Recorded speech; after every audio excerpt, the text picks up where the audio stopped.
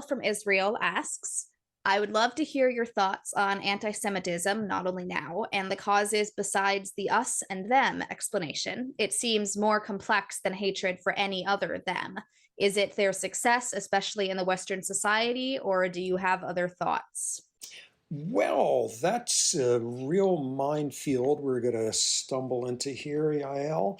And so, is there anything unique about anti Semitism compared to all the other ways in which people are awful to out groups all over the planet? And just to fall back on what was an easy answer before, my professorial answer is yes and no. Yes and no. In some ways, no different at all from certain types of outgroups. Susan Fiske, very renowned psychologist at Princeton, has done this wonderful work that all outgroups are not the same. We've got different categories of thems in our heads. There's some thems which we view as they're not very competent, but they're warm, they're loving. This is grandma, now that she's become demented. This is a baby. This is what does this evoke? Pity or protectiveness, or a sense that they used to be an us, or they're going to be an us, or if there hadn't been this damn mutation, they would be an us, that sort of thing. Then there's the category where you view them as neither competent, efficacious, or warm, benevolent, and homeless people, drug addicts. And she's done these amazing studies where, like, you flash up pictures of those folks and you get activation of parts of the brain related to disgust and distaste and get them away from me. But then there's the really interesting, complicated category that she identified, people who you view as highly competent and highly efficacious and highly able to achieve their goals, but not nice and not warm and not assimilating and not benevolent. And that's where we land with various outgroups over the years, because they don't evoke pity, they don't evoke disgust, they evoke envy and resentment and hatred. And these were the Jews of Europe. And that was brought about very easily by all sorts of laws that Jews couldn't own land, they couldn't be in government service, so they became the shopkeepers and the money lenders, and all of that. Was that unique? Not in the slightest. Go to East Africa, and while the Brits were running the place, they decided to bring in lots and lots of workers to build the railroads from South Asia, and suddenly you had Indo-Pakistanis who afterwards stayed on and weren't allowed to own land or serve in the governments, and they became the shopkeepers and the bankers and the money lenders. And apparently you've got the same thing with Lebanese in West Africa, in Malaysia. Traditionally, when the Brits were running things there, you wouldn't want to have local Malaysians start building your economy. So let's bring over some people from China and make them the middle class, make them the mercantile class by restricting what it is they were excluded from. And the same thing. And in all those cases, everybody hates them.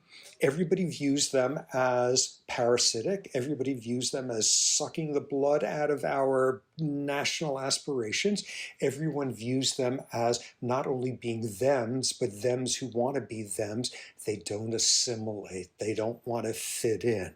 They don't want to do that sort of thing. Here's your diagnostic test if you're dealing with one of this type, which is you sit there and you say, damn, I hate those people and they're so cold and not really us, even though they're third generation by now. They're real, but damn, they know how to make money. And you know, if you're sick, you better go to one of their doctors because they make really good doctors. That's your sign. And there's a really interesting thing that's done when finally the people with the pitchforks and the brown shirts come for this outgroup. The first thing they do is they degrade them. They turn them from a them who's competent and more capable and efficacious amid being cold, and you turn them into ones that have none of that. You demean them, you break them, you shit on their sacred symbols, you make them brush the sidewalk with their toothbrushes in front of a mocking crowd. When Idi Amin booted the Hindis, the Indo-Pakistanis in Uganda out who would serve that role. He invited his military to come and beat them in mass rapes beforehand. That's what you do with that out group. Before you torture them, you degrade them first. And so, in that regard, Jews are just like the South Asians of East Africa and the Lebanese of West Africa and various other groups in the Chinese and Malaysia, all of that. What's the big difference? Just the sheer antiquity of it. Like this one has been around like way longer. If you are like a Bantu farmer in East Africa whose ancestors developed the resentment of the shopkeepers who were all Indian, that's 150 years old at the most. Anti-Semitism is like the oldest one. I mean, people have been given the heebie-jeebies by Roma, and they wind up in the classic disgust category in terms of what they evoke. But Jews have been in this category way longer, and I am told what happened. I believe this is the most convincing story, that when Christianity first took sail, the first plan was this was going to be an amazing new route for young Jews to turn their backs on the sort of corpulent moneylenders in the temple kind of thing and join new hip Judaism that we're going to call Christianity. And when they had none of it, they dropped part of the origin story, which was that it was Pontius Pilate who made the decision to do in Jesus, and instead decided, you know what, it's not going to work here. So let's try to sell it to the Romans. Let's try to make Jesus sound like this Apollo that all the young hip kids in Rome are really into these days. And Pontius Pilate isn't the one who did it. The Jews were the one who said, let's get Pontius Pilate said, I'll even let this guy go.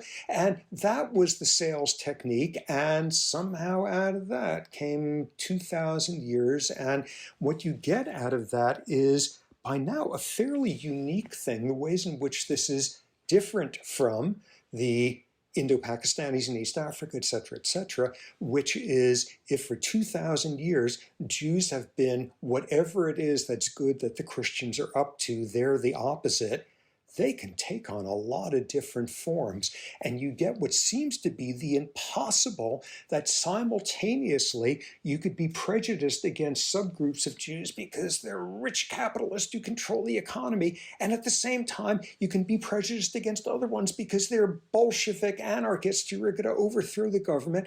And if you're really creative, you somehow decide those two extremes are one and the same. And then you're really going on 8 cylinders there, or whatever the cliche is. And so it's a very familiar version of prejudice, but simply because it is the oldest one around of extant ones that are really sort of relevant to everyday life, because it has just had centuries to fester and metastasize and go in all sorts of directions. So you can believe in two simultaneously contradictory things and feel righteous in your discrimination at that point. So that said, maybe minefields redux. It's probably worth noting that if you're a little bit distressed at a government dropping bombs and killing 17,000 children, or arming settlers who were blocking food convoys going into Gaza, if that gets you a little bit upset, I don't think that constitutes anti-Semitism. And anytime you see every protest on campuses, way in the front there inevitably are Jewish Voices for Peace as one of the leading organized groups, having problems with this version of Zionism sure as hell ain't anti-Semitism. They are two very different things. Just to really put my foot in it. But so that's what I think about anti-Semitism. Yeah, let's say it's a pretty important distinction.